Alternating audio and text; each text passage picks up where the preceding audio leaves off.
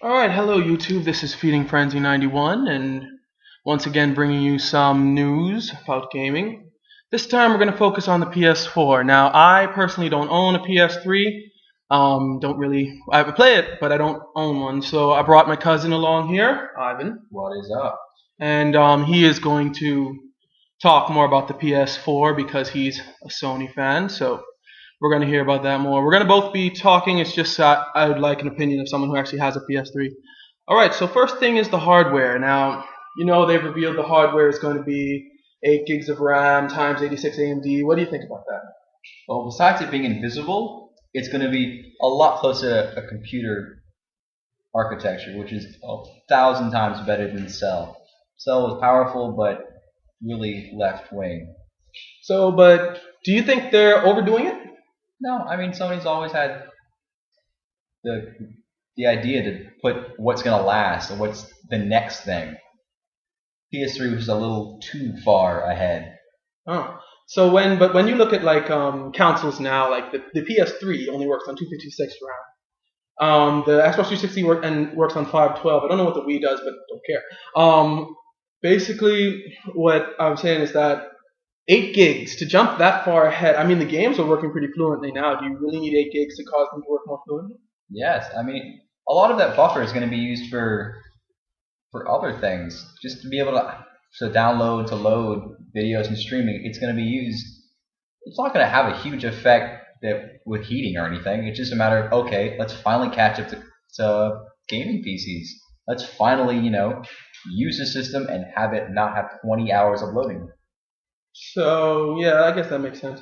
Plus, I hear that they're planning on doing background loading where you can play the game while it's loading. So guess they do need 8 gigs. All right, so let's talk about games.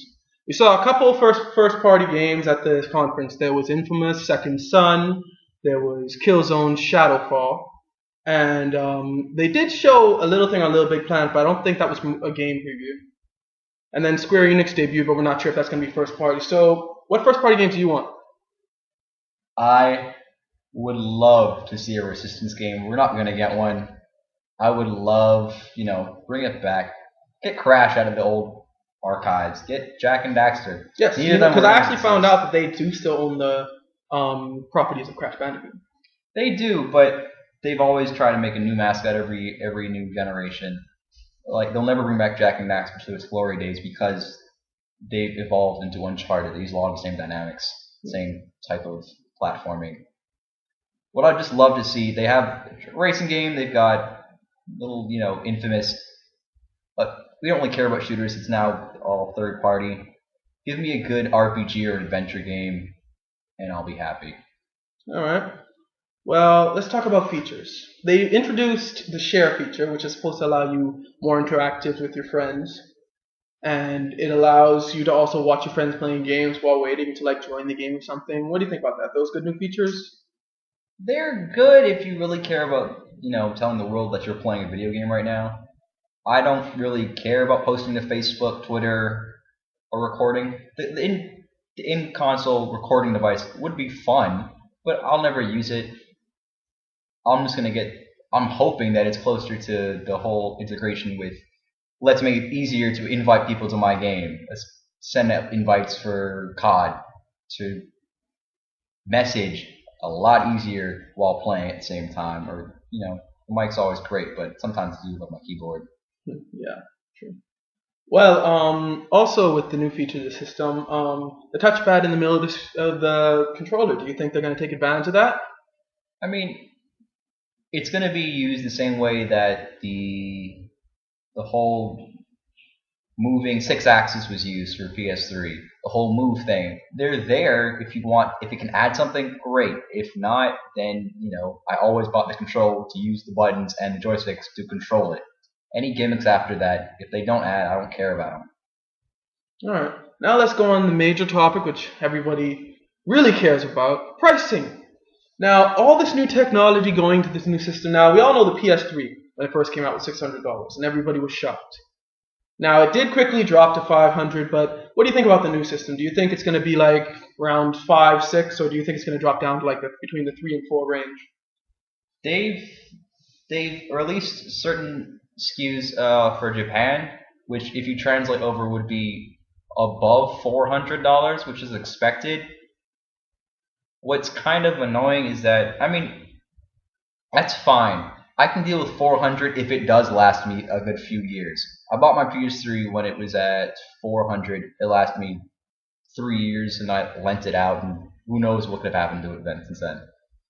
Got a new PS3. It works for the past 3 years, so as long as it lasts and it's worth it, I have no problem paying top dollar. Yeah, but someone did actually say in an article, one of the developers said that if they did a kind of notch down version, it may come out to be $299. And I think that would be a really smart move by PS3 because people are so used to PlayStation in general being like the top when it comes to price, and then which actually I think sometimes hurts the system. So if they are able to bring like a less technical system, like maybe a 20 gig or something rather than a 100 gig, then it may actually, for the more casual gamer who doesn't download a lot of stuff, it may actually cause more system sales if they're able to bring the price down to 300. Yeah, exactly. Hopefully they learned a lot from their hits and misses with PS3 that pricing does make a huge matter. Yes, so let's talk about graphics. They showed us some graphics. They said that the polygon rate has jumped up to 20,000, which is not that big of a jump, but it's still a jump. I watched the Killzone trailer. It was like really in depth. Like you could see the cracks in the floor and everything. Everything was just very detailed. But truth be told, it doesn't look that big of a jump from the PS3 or the 360. So what do you think? Will graphics be a big thing about the PS4, or will they focus more on? Because graphics was one of the biggest things about PS3. When you first saw those graphics, you were like awe-inspired. So do you think that's going to be as big with the PS4, or is it going to be more about just gameplay and stuff? Well, the big push for PS3 today is now they're getting HD TVs. We're getting a whole new revolution of TVs, media, and video game viewers coming along. Now that everything's kind of settled, there won't be as big a jump in graphics. What PS4 will benefit from is the fact that it's a lot closer to a PC architecture. There's no more programming for cell. The bigger buffer, better gear, better GPU. It's going to look prettier and hopefully benefit from a lot of what made the 360 so great, even though it wasn't technically that advanced. So programmers now have a much easier time to make stuff, hopefully come up with some fun stuff, and it'll still look gorgeous, but it should always focus on, is it a fun game? Okay, now let's make it look pretty. Yeah, true. Well, my biggest thing with the PS3, which I really would like to see in the future, is exclusives. Now, sorry, Sony, but you did lose a lot of your exclusives to the Xbox 360. They all of a sudden became multi-platform games. And I would like for Sony, because I think that really hurt PS3, because people started being like, oh, well, if I can play it on the other consoles, why settle for PS3? Let's face it, exclusives sell. They make a person choose. So I want to see some new exclusives on the PS4, some much more. Just bedazzle me with them, okay? What about you? Any things you'd like to see? Well, exclusive-wise, PS3 did lose a lot. They lost Final Fantasy, Metal Gear, Auto, Metal Gear, and they are big console sellers. But they also started making much better relationships with indie developers that haven't been console pushers, but have helped to define the PlayStation brand, such as Journey, Flower, Flow, Sound Shapes. Like, these games aren't going to sell systems, but they're going to make a much more loyal and dedicated fan base. Okay.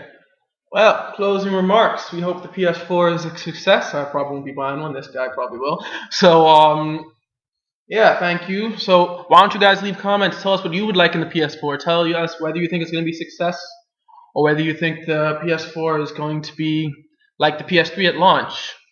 Very slow. Tell us everything. So, thank you. God bless. And say goodbye, Abby. Peace out. Bring me another Jack and Daxter.